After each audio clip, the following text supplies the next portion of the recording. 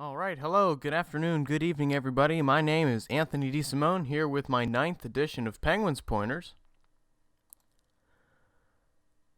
First off, we're going to take a look at some of the recent headlines. Of the last 3 games, the Penguins have gone 2-0-1, so they've picked up a point in their last 3 games. Overtime loss to the Toronto Maple Leafs in a shootout. A 5-2 victory against the Red Wings on New Year's Eve, and another 5-2 victory against the New York Islanders a few nights ago. Some important game notes to take from those 3 games is that Malkin has had 7 points, Letang with 6, and Crosby with 5. They've accounted for 7 of the Penguins' goals during those 3 games. So that is really nice to see that the stars of the team are starting to produce. Some of my thoughts of these recent games are that they're on a shoot-first mentality here. The shots are way up. You're seeing it every night. The shots are about 30 to 40 shots a night, which is really impressive to see from what we were seeing at the beginning of the season with how they were producing 20, 25 shots, and it was really too much of a pass-happy team. So it was good to see that they're getting the shots out there, and it's resulting in more goals. Another thing to see that the shots are working out well for is it's helping that power play click. Of their last 23 chances, they've gone 9 of 23. That's 39% on the power play. That is a lot better than the average that we have seen this season, which is before now hovering at about the 15 to 20% mark. So real nice to see that power play is getting some production in these last couple games, and you can argue that's why we were able to win 2 of our last 3. We're seeing a lot better passing, and Patrick Hornquist even said it in a post-game interview that he likes it when they shoot at him because he's the guy that's in front of the goaltender trying to deflect and get in the way, and he's seeing a lot more action in the front. And he said it's really happy for him because when they're not shooting, he's just sitting there getting hit by the goaltender and the defenseman, and it's almost like that all that effort and taking those hits is for naught for him. So he's glad to see that the guys up at the point, and Crosby, Malkin, and Letang, and all the other stars are taking shots at the net. So those two kind of go hand in hand. Consistent lines. Sullivan has found, I guess, a consistent lineup here for the Penguins. So if you're not aware of what that line is, I'll read through them real quick for you. Up on the first line, it is Crosby at center. Kunitz and Perron are the wingers. Second line is Evgeny Malkin at center, Kessel on the right. Cullen, who has been on the lower lines, has found himself on the second line on the left wing side. Bonino takes the third center, Hornquist on the right and Sheary on the left on the third line. Fair rounds out the fourth line with Plotnikov on the right, and Porter and Wilson gets rotated into that fourth line occasionally. For the defense, Mata and Letang are on first defense, Dumoulin, Lovejoy on the second, Cole, Daly, and Warsofsky rotate on third defense. And a real quick tidbit to put in there, it's real nice to see that you have players like Wilson and Warsofsky that can rotate into these lines, because that shows that currently the Penguins are not really ailed by a ton of injuries. The main injury we currently have out right now is Bo Bennett, who doesn't have a timetable yet.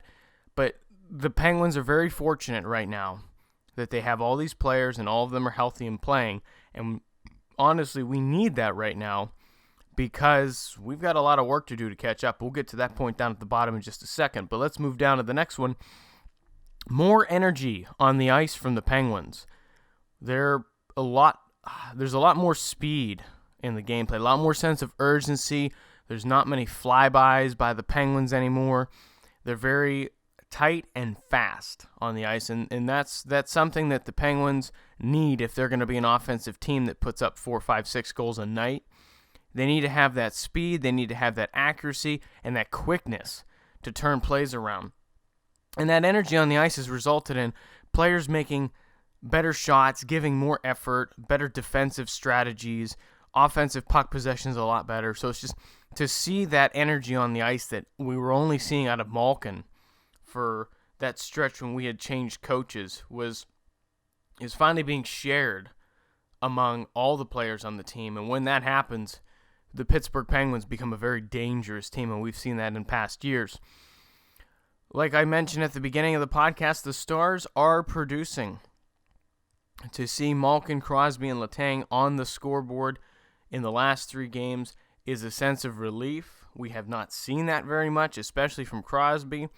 That's not to say he's having a bad season. It's just saying that he was not exactly producing as much as he normally does, and it was showing on the scoreboard every night. You know, these guys are top 3 on our team, arguably, and they should be on the scoreboard, at least 1 or 2 of them each night. So it's nice to see that they have 18 points in the last 3 games for the Penguins, and that's why we have 10, 12 goals in our last 3 games instead of 3 or 4 goals like we were during that 5-game losing streak. Last point, though, and you'll see this when we go to the standings, there's still work to do for the Penguins. It's nice that we have that 2-game wins now. We finally were able to get back-to-back victories. It's something that we haven't had in a while. And it's nice to see that the players are clicking on the ice. And now that Fleury's back in net, that's all great.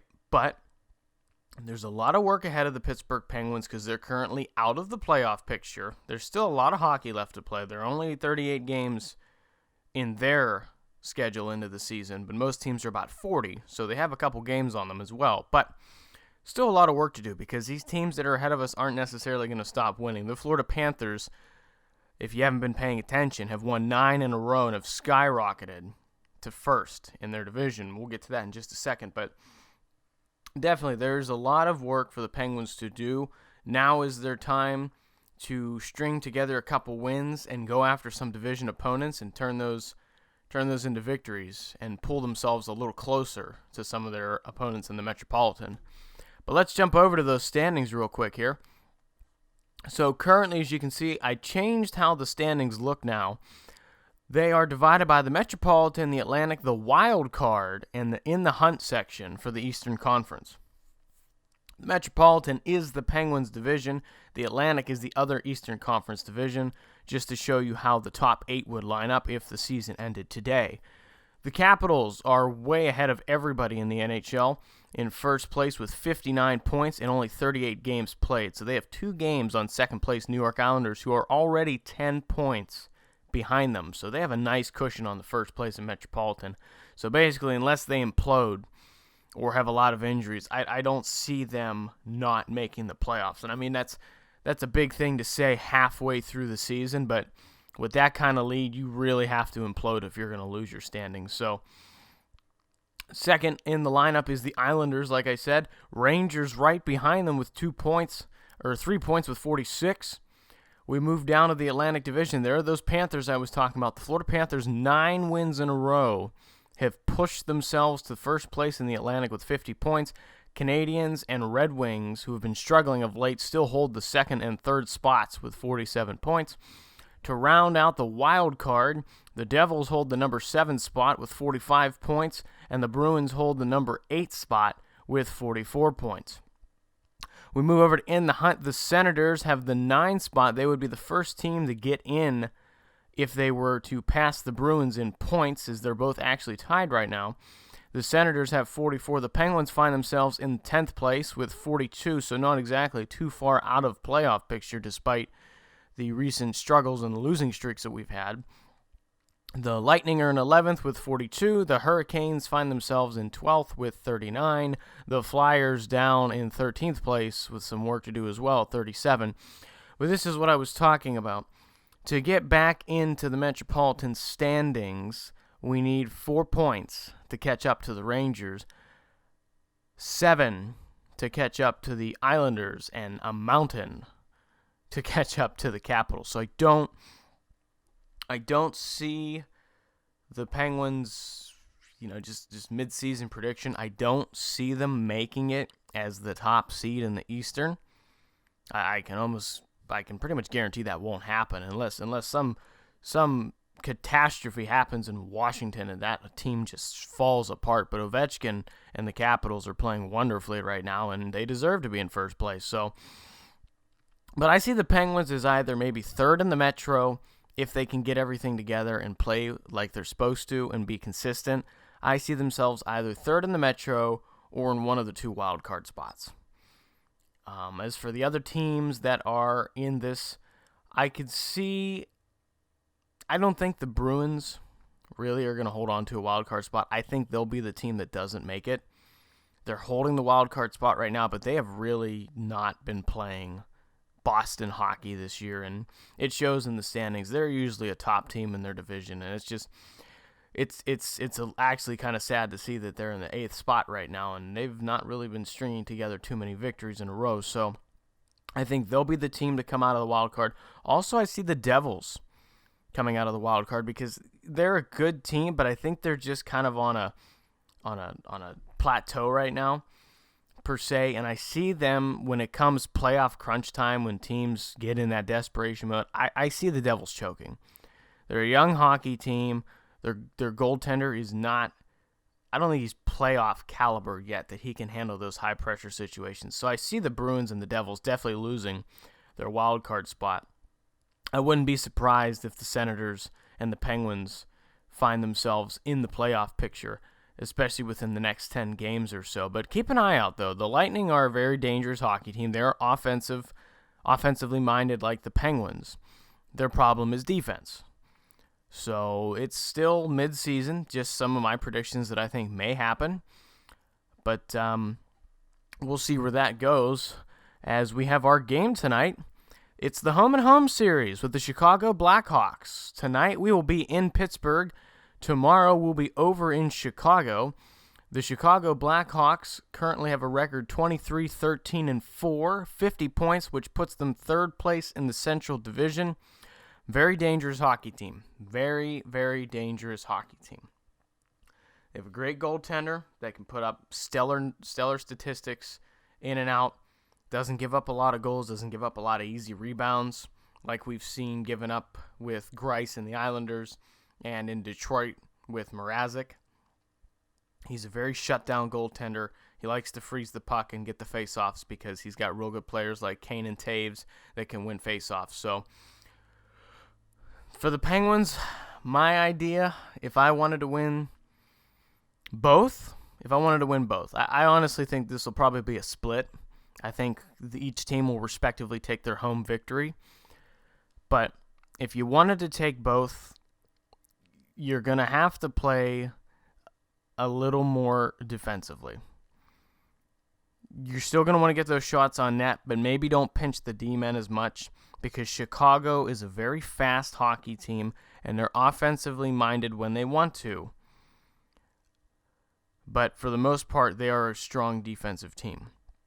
So this is going to be an interesting matchup. It's either going to be one of those games where the score sheet is very strapped, and it'll be either a 2-1 or a 1-0 game each night, or we see both of these teams just kind of throw defense to the wind and go to an all-offensive strategy, which Chicago has done before, and we've showcased in our last 2 games that the Pittsburgh Penguins can play offense.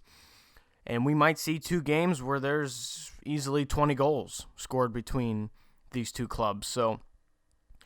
Or 15 to 20 goals, I should say, because that would be 10 a night. But, that's something to really, really think about here.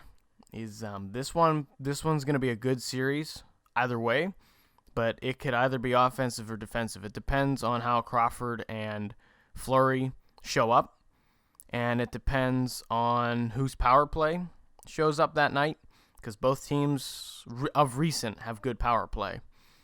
So this will be a very interesting series. I honestly think they'll split it. I think Pittsburgh will win tonight, and Chicago will take their victory at home tomorrow. But who knows? It's been a lot of wild things going on in the NHL this season in terms of overtime and shootout and 3-on-3 overtime victories. So who knows? Anything can really happen. So it's just to remain optimistic. The Penguins have finally got a solidified sense of identity, if you will. Their lines are becoming a little more consistent. We're not jumbling around players and shooting and hoping stuff works. We're starting to get a little bit of consistency out of the team, and it's resulting in points and wins. So let's see. Maybe by Wednesday night we'll have a 4-game winning streak. If not, we'll at least have 3 of our last 4 be victories, hopefully. So with that, we're going to close this up. I want to thank you guys all for listening in tonight, and a real quick shout-out birthday to my friend Daniel Geiza. I know, Dan, you're going to be at the hockey game tonight. You're going to be watching your two favorite teams in the NHL. He is a Chicago Blackhawks fan and a Pittsburgh Penguins fan, so this will be a real great treat for him. So if you guys want to wish him a happy birthday. And as for everybody else, I want to thank you guys for listening in. Please hit the like button down below and subscribe, and I will catch you guys next time.